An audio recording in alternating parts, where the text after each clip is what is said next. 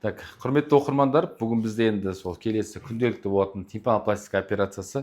Пациентімізде естуі қараңыздар, өте қатты разрыв бар, естуі төмендеген, 48 децибел беріп тұр. Значит, бұл екінші дәреже деген сөз. Енді бұл кісі біраз көрген, бізді қараған, бізге келуді аңсаған, енді арманына жетіп отыр. Құдай қаласа сол ниетін ақтауға тырысамыз.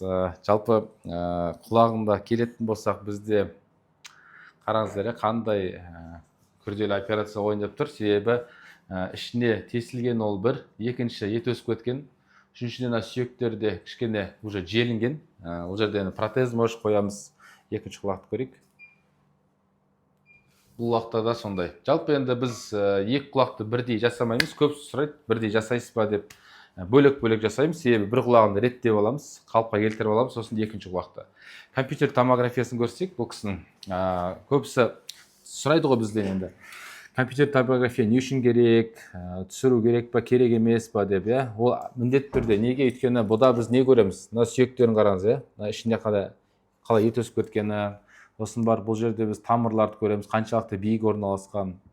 Мына сүйектерін көреміз ішіндегі. Жалпы не только құлақты, біз бұл жерде мұрынды да көреміз. Себебі мұрынның тыныс алуы да өте маңызды. Мына кісіде, в принципе, перегородкасын бәрі түзу, демалуында проблема жоқ. Бұл жерде сол проблема құлағында болып тұр. Так что бізге енді сәттілікке қойыңыздар. Операция барысында сіздермен бөлісетін болармыз. Все, Құдай қаласа, пока палатада болыңыз, сосын сіз шақырамыз. Осылай болады, негізі прием. Осындай обзор болады, сосын бар снимок қараймыз. Пациентті операцияны көтереді, біз жуынып, потом операцияға кіретін боламыз. Фархат аға, негізі аудиограммасынан қалай болады деп ойлап тұрсыз операциясы? Аудиограммасы вроде жақсы, нервтер сақтаулы. Бұл жерде, скорее всего, қарыш ішінде сүйектерінде проблема бар сияқты. Мына жерде наковальня жоқ, уже желініп кеткен. Скорее всего, алып тастаймыз. Мына жерде стремяның несі тұр, головкасы, осын тазалап, мынаның бәрін тазалаймыз да. Протез қойып, естуін жоғарылатуға негізі жақсы шанс бар. Біраз жүріп қалған енді, конечно, ірін аққан ба, қаласы көреміз, операция барысында қараймыз ғой. 48 децибел аудиограммасы. Нерв жақсы. Екінші дәреже. Возможно, протез, Все, онда операцияна бара бер, потом қалай бәрін обезболить етіп боласың, мені шақырасың, мен келем. Жақсы ма? Жалпы күнделікті жұмыс осылай жүреді. Мен хирургический ассистентім бар, ол көбінесе операциямен обезболить етіп, пациентті дайындап, шашын артын қарап, сөйтіп көмектеседі маған операция барысында. Және де жалпы осы клиникада мен пациентті консультация шақыратын өзінің ассистентім бар, ол пациентті дайындайды, консультация алып келеді, алып кетеді. Жалпы негізі жалғыз мен емес, операция жасаған бүкіл команда өте көп. Мына мысалы түсіріп жатқан операторда мен командамда тағы да мобилов бар. То есть бұл жүйе, үлкен жүйе, осының бәрін жүргізу әрине оңай емес, жалғыз өзіме, сол үшін менде осы үлкен команда бар. Дайындық қалай операцияға? Өте нормально. Сізде кішкене отмена болды еді, кішкене? Мен анау немне почкамнан анализден дұрыс болмай. Қалай, реттелді ме бәрі, рұқсат берді ме? Анестезиологтар? Все, давайте құлағыңызды бір көре салайық операцияның алдында, мына жерде сізде бір ыңғайсыз дефект бар. Шетінде ғой, мына ағатын жері ғой. Осы жердің бәрін тазалаймыз. Жалпы перденің бәрін көтереміз. Ішіндегі сүйектері аудиограмма қарасақ, вроде жақсы сияқты, но дегенмен де біз бәріне дайын болуымыз керек. Егер бір сүйектерінде желінген моменттер болса, оны орнына қоятындай, сол үшін алдында сізбен талқыланды, Сұрақ бар ма енді операция алдында? Жоқ. Алла сәтін салсын енді. Болды. Жақсы, Құдай қаласа. Сізге надеемся. Все жақсы. Жақсы. Осындай моменттерде болады, мынандай құлақтар. Бұл жерде біз болжаймыз. Көбісі сұрайды бізден, протез қоям ба, қоймайым ба, қалай болады, біз айта алмаймыз нақты. Жалпы болжаймыз. Мысалы, мына ситуацияда где-то бір 60-70% біз возможно қоймаймыз протез болған. То есть өзінің сүйектерімен өзімен жасаймыз. Кейбір ситуацияда алдында болды ситуация, ол жерде уже сүйектер желген көрініп тұр да. Ол жерде уже 90%, 100% біз қоямыз, скорее всего, протез қоямыз. Оның бәрін әрине енді операция барысында ашқан кезде көреміз. Достар, біз операциямыз бастаймыз. Қазір қолымызды обработка жасап, полностью бәрін жуып, сөйтіп операцияна кіретін боламыз. Операция бізде тимпанопластика операциясы болады. Алдында видео айтқандағында кішкене күрделі болайын деп тұр. Өйткені ет өскен, және де сүйектері желінген. соның бәрін қалыптастырып пациентіміздің үмітін ақтауға барынша тырысамыз. Бұндай операция обычно бір 2 сағат уақыт алады деп ойлаймын. Саламатсыздар ма, қалайсыздар, дайынсыздар ма? Халат береміз. Магали, все готово? Все нормально? Все, начинаем. Достар, біз типопластикамыз бастайын деп жатырық. Көмекшім бізге полностью операционный дайындап қойды. Обезболить етіп, енді біз разрез жасаймыз. Атсыз қосамыз. Біз тимпанопластика кезінде 2 әдіс қолданамыз. Біріншісі құлақтың артынан кетеді, екіншісі эндоскопический құлақтың ішінен. Бүгінгі болатын операция құлақтың артынан жасалады. Мынау разрез осы жерден жасалады. То есть ол кейін құлақты арт жабылғаннан кейін байқалмай қалады. Где-то разрез 6 сантиметрдей болады. И сосын оны косметический шовпен тігетін боламыз. Соны да кейін көрсетеміз. Ал бисмилля бастаймыз. Разрез.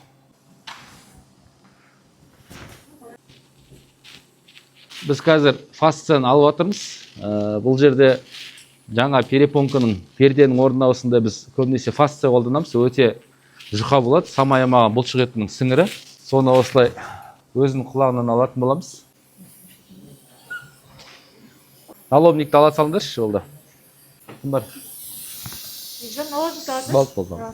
Біз операцияда фасция қолданады. Осындай фасция болады. Бұл перепонка перденің орнын қалыптастырады. Көрдіңіздер, осыны қазір жайып, кептіріп, осы материалды қоятын боламыз. Қазір көмекшім осының бәрін дайындап отыр.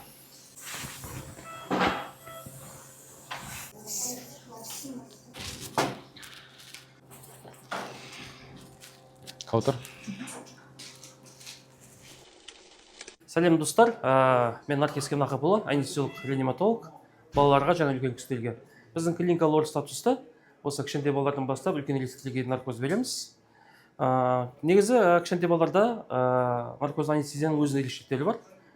Біз қана балаларда өте стресске, сондағы көте бейім болғандықтан, бірінші біз науқастарда көбінесе маскамен ингаляция наркозбен демалып боламыз. Баланы жеңіл ұйқыға енгізіп барып, өзіміздің жалпы наркозымызды бастаймыз. Балаларда ерекшелік, балаларда өкпесінде өте депо, оттегі депосы аз болғандықтан, олар гипоксияға өте бейім болады. Сондықтан баста, қарапайым мақсат, оттегінің жеткіліксіздігіне өте бейім болады. Сондықтан біз балаларда осы мәселені алғашқы шарт қойғанымыз дұрыс болады. Ота уақытында анестезиологтың негізгі мақсаты бұл өмірге маңызды барлық функцияларды біз басқарып отырамыз. Науқастың есінен бастап тынысы, қан қысымы, қозғалысы, дене температурасы, осының бәрін біз анестезия уақытында қадағалап. Оны немен қарайсыздар? Аппаратпен ба? Ол үшін арнайы аппараттар болады, мониторинг болады, әртүрлі датчиктер болады, тынысын қадағалайтын, қан қысымын қадағалайтын, дене қызуын қадағалайтын датчиктердің бәрін қолдана отырып, біз өзіміз осы маңызды істі басқарып отырамыз. Әрбір операция ол бір үйде соққандай. Ол жерде қана бір адам емес, бұл жерде целая команда, толық команда жұмыс істейді. Ол хирургтан бастап анестезиолог, анестезиологтың көмекші анестезистка, оташы медбике және ең кіші санитарка. Осы 5 адамның жұмылып көтерген ісімен бізде бір ота жасалып шығады. Бізде күнделікті өмірде бізде әртүрлі жағдайда кездесіп отырамыз. Тек қана осы бір ғана ота емес, әлі де алда көптеген оталарды сіздерге көрсетеміз. Бізде операция барысында әр мелочқа мән береміз. Сонымен қатар удобствода, подлокотник, креслоның өзі, стол креслоның көтеріледі, түсірілетіні, жалпы бәрі мән береді, бәрі әсер етеді операцияға да. Өйткені бұл микрохирургия болғандықтан осындай факторларды бар. Бізде для удобства осындай кресло бар, өте ыңғайлы, подлокотникпен көтеріледі, түсіріледі, лишний движение жасамаймыз, тек вниманиенің бәрі операцияда. Әрине, бұл дүниенің бәрі, микроскоп болсын, кресло болсын, арзан дүние тұрмайды. Өте қымбат. Алматыда енді білмеймін. Орталықта бір 3 пәтерлі, 3 комнаталы үйдің квартирасында бағасында болады шығар енді. Қымбатырақ болады. Зато осының бәрі кейін сапаға әсер етеді операцияның. Мұндай жағдай көп клиникада жасалмаған шығар деп ойлаймын. Себебі біздің клиникада осының бәрі қарастырылған. Себебі өте көп объемда операция жүргізіледі. Тек қана құлаққа ғана емес, жалпы мұрынға да, тамаққа да, жалпы лор пластикалық операциялар жасалады. Дұрыс ашпасақ, ертең дефект болады. осы жерлерді егелегенде абайлап. Мына бізде хорда.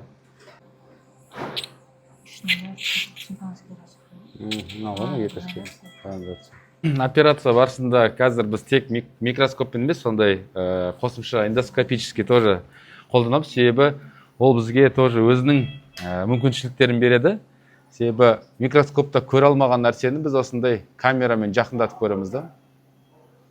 Мына мысал пациентімізде қарасаңыздар ет өсіп кеткен, бағана көрсеткен болатын. Жалпы қараңыздар, ет өсіп кеткен, мына сүйектерін қараңыздар, кішкене қатып қалған. Осының бәрін босатуымыз керек.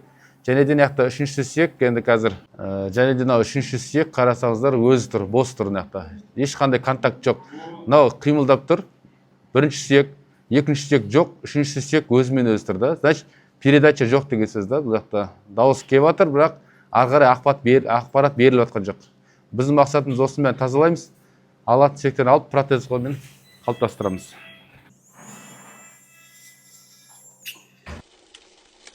Сәлеметсіздер ме, Фархат Бақытұлының оқырмандары. Мен Фархат Бақытұлының хирургиялық ассистенті боламын.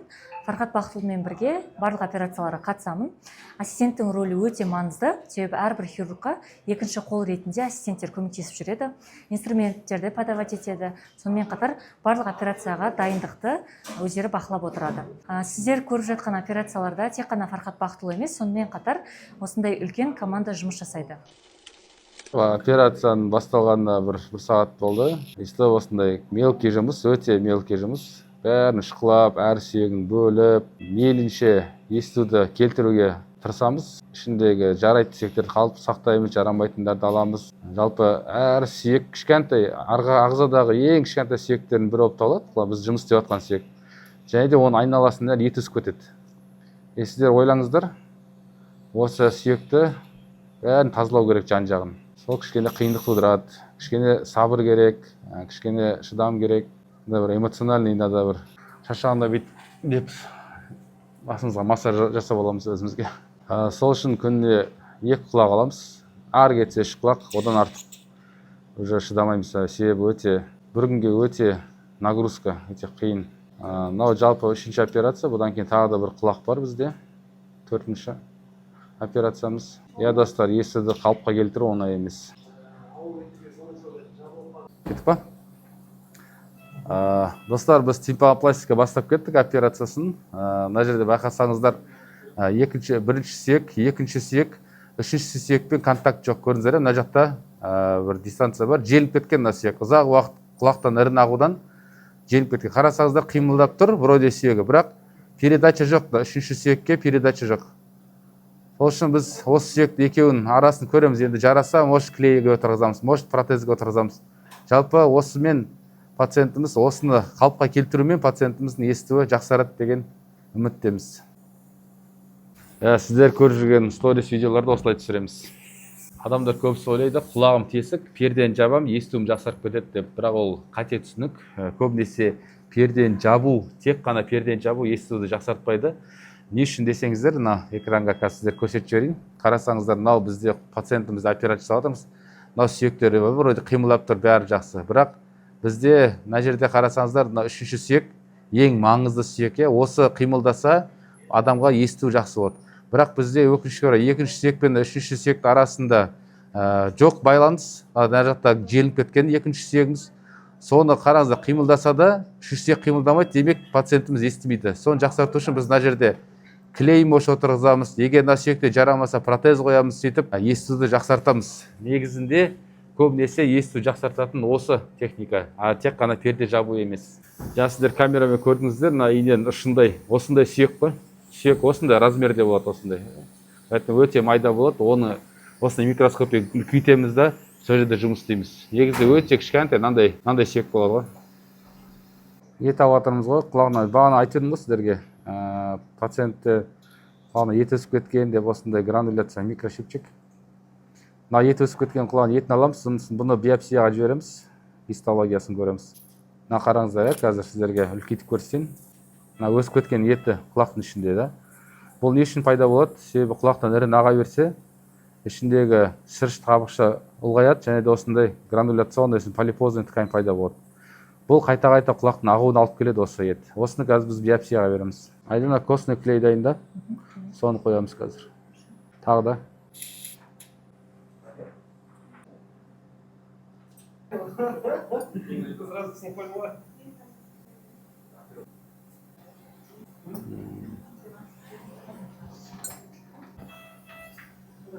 Достар, екі сүйек ажырап тұрған біз клейге отырғызамыз. Арнайы костный клей дейтін бар, соны қолданамыз. Ол да жаңа технологияға жатады. Экранға назар аударыңыздар.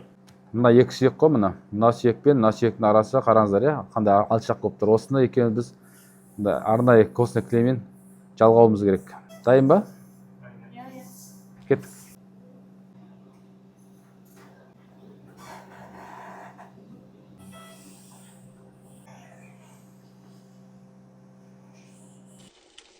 Всем добрый день, меня зовут Махида, я личный ассистент доктора Буркитбаева Фархата. Моя основная задача – помочь пациенту пройти путь лечения спокойно и комфортно. Я готовлю пациентов к операции, объясняю, как проходит подготовка и на что обратить внимание. В день операции я встречаю пациента в клинике и сопровождаю на всех этапах. Отвечаю на все возникающие вопросы, чтобы снять тревогу и сделать процесс максимально понятным. После операции помогаю во время реабилитации. Слежу за состоянием пациента, напоминаю о рекомендациях и поддерживаю до полного восстановления. Моя цель, чтобы каждый пациент чувствовал уверенность и заботу на каждом этапе лечения. Бұлай көзбен оңай болып көрінгенмен өзінің қиыншылықтары бар. Мына мысалы осы случайда бір 10 минуттай болды. Арен дегенде қойдық. Біріншісі келмеді, оны алып тастадық. Екінші партияда бастан жасап, костный цементті соны қойдық. Қазір енді сәтті болды деп ойлаймын. Енді күтеміз кішкене осы клей кепкенше. Бұл арнайы сондайға арналған костный цемент дейді. Бұл көбінесе стоматологияда қолданады. Жалпы бізде өзіміздің сүйек барысында модуляция жасағанда осыны қолданамыз. Мұнда ешқандай бір қаупі жоқ. Және де жақсы сапалы операция болу үшін мынандай материалдар, специально мынандай губка бар арнайы. Бұл губкалар өз еритін губкалар бар. Және де біз тағы да сырт жағына құлақтың бәрі канал дұрыс қалыптасу үшін осындай синус тампон дейді, мерацелға. Осындай материал тоже қолданылады. Бұл сыртында тұрады да, кейін бұл ісінеді. Су тиген кезде ісінеді да, оны кейін алып тастайтын боламыз. Бір ғана құлақтың операциясы қаншама еңбек, қаншама материал талап етеді. Оның ішінде қаншама команда, қанша адам жүр, яқта санитарка, медсестралар, анестезиологтар, анестезисткалар және де қандай материалдар қолданып жатыр. Жалпы ол оңай дүние емес. Оның бәрі неге бағытталған сапалы операция болып, соның результатын көру үшін. Достар, экранға назар аударамыз. Біз клеймен отырғыздық, жалпы екі сүйекті байланыстырдық. Дегенмен де результат біз ойлағандай болған жоқ, себебі қимылдау өте кішкене әлсіз болып тұр. Сол себептен біз енді мынау сүйекті, клейлеген сүйегімізді алып тастайтын болып шешім қабылдадық, себебі естуді максимально қосуға тырысамыз, оған енді протез қолданатын боламыз. Ол екінші методика, біздің протез қолданамыз. Біздің мақсатымыз қолдан келгенше естуді көтеруге бар мүмкіндікті салуымыз керек қой.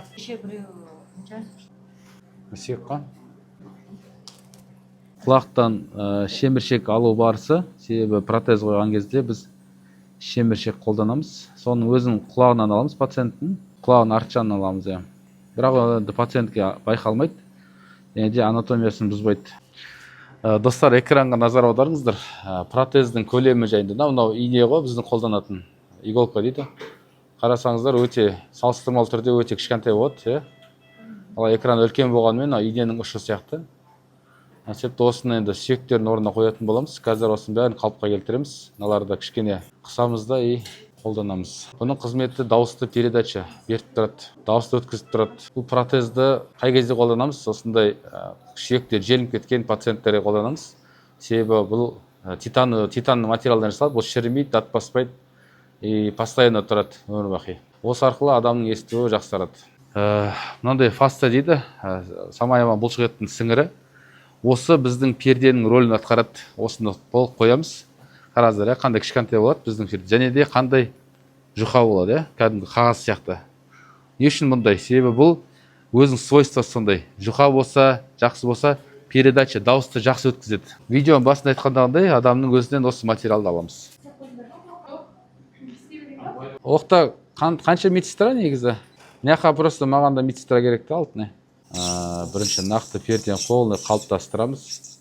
Одан кейін барып протез қоямыз. Давай, тез. Намочи сюда. Енді протездің басынан андай хрящ қойдық иә, себебі шеміршек ол өзінің тіні, және де ол дополнительная безопасность, да, неге пердені сақтап қалу үшін. Поэтому осы дүниенің бәрі мелочпен осындай кейін результатқа әсер етеді. Шеміршек кішкентай размері, қазір көрсетші, ассистентім көрсет қазір. Сөйтіп мына пердені жабамыз.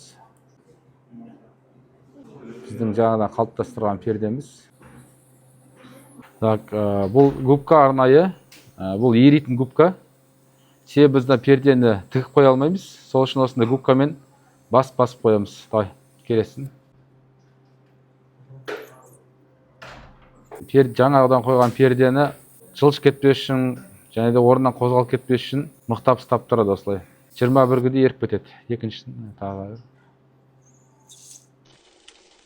Бұл осымен операциямызды аяқтадық. Енді тігу ғана қалды, оны көмекшілерімізге көмектеседі. Біз болса келесі операцияға кірісеміз. Құрметті оқырмандар, жаңа сіздер көрген күрделі операциямыз аяқталды. Біз қазір соңғы штрихын жасап жатырмыз, яғни құлақтың арт жағын тігіп жатырмыз. Бұл бізде косметикалық шов, қазіргі заманауи болып табылады. Пациентке ешқандай ыңғайсыздық тудырмайды. Және де бұл жіпті шешудің қажеті жоқ. Бұл шов өзі тартылып кетеді, сонымен қатар қатты күтім талап етпейді. Қазір Фархат Бақтылы келесі операцияны жасауда. Біз осы тігісті аяқтап, келесі операцияға көмектесуге барамыз. Міне достар, әніміне дегенше уже кеште болды. Операция бәрін бітірдік. Сөйтіп кабинетіме келіп отырмын. Сіздер көрген операция тимпанопластика жалғыз емес, одан бөлек қаншама операциялар болды. Жалпы енді айтайын дегенім, көрдіңіздер, тимпанопластика операциясының артында қаншама команда жүреді. Ол деген толық емес, еще мен ассистенттерім бар, еще тағы да көмекшілерім бар, отдел продажи бар, оның бәрі полностью жинасақ үлкен кәдімгідей команда болады. Сол себепті сіздер қорықпаңыздар, өздеріңіздің денсаулықтарыңызды сеніп тапсырсаңыздар болады. Жалпы тимпанопластика операциясының нюанстары өте көп. Видеода болды, оның ішінде майда сүйектерді реконструкция жасаймыз. Кей кезде келмей қалады ол, кей кезде клейлейміз, кей кезде протез қолданамыз. Даже иногда бүгін, например, форс-мажор болды, енді микроскоп өшіп қалды, оны қайттан қостық. Ол моментте хирургтан мынандай бір кәдімгідей концентрация, сабыр қажет та, сондай бір. И бұның бәрін енді әр ситуацияда әр қалай болады. То есть бұл тек қана бір бөлігі ғана да. Негізі осыншама уақытта қаншама операцияда неше түрлі случай болған, бірақ сол случайдан шығып кетуге біз барынша тырысамыз. И сіздерде мысалы осындай құлақпен проблема болса, осы видеомен таныстарыңызға, достарыңызға таратыңыздар. Қазіргі таңда наркоз, неден қорқудың қажеті жоқ, бәрі қауіпсіз. Операцияға келу алдында қаншама саттан өтесіздер, анализдер тексересіздер, анестезиолог көреді, то есть рұқсат берген ғана біз жасаймыз операция. Жалпы процессті көрдіңіздер, бұл ғана кішкентай ғана бөлігі, одан да бөлек күрделі операциялар да бар бізде. Егер сіздерде осы құлақ мазалап жүрсе, осы видеоны көріп жүрсеңіз, қорқпаңыздар, сеніп бізге тапсырыңыздар, денсаулығыңызды, біз сіздің үмітіңізді ақтауға тырысамыз. Әрине, біз бәрін істеу деген біздің қолымызда емес, біз тек қана себепшіміз, шипа Алладан. Сіз өзіңіз тәуекел етесіз, біз дәрігер ете тәуекел етеміз, сөйтіп пациент пен врач бірге келген кезде жақсы бір жетістікке жетуге болады. Егер сіздерге осы формат қызық болса, осы влог форматында басқа да операцияларды түсіруге біз дайынбыз. Төменде комментария жазып кетіңіздер, сіздерде не мазалайды, және де қандай проблема, және де сіз неден қорқасыз операция келуге да, соның бәрін жазып кетіңіз, біз сол тақырыпты кеңірек ашуға тырысамыз. Каналға тіркеліп кетіңіздер, колокольчикті басып қойыңыздар. Қазақша медициналық контентті қолдап барынша үлесіңізді қосыңыздар.